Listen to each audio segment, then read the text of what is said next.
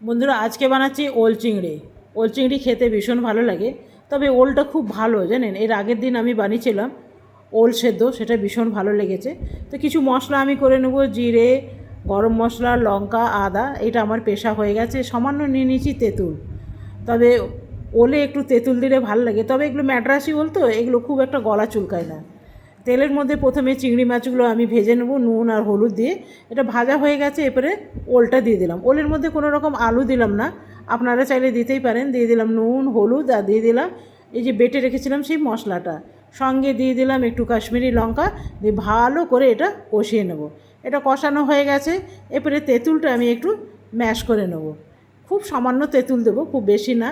এখানে 3-4 চামচের মতন তেঁতুল জল দিলাম, আর সামান্য একটু নুন কম হয়েছিল সেটা দিয়ে দিলাম। আমার ওল রান্না কিন্তু একদম রেডি।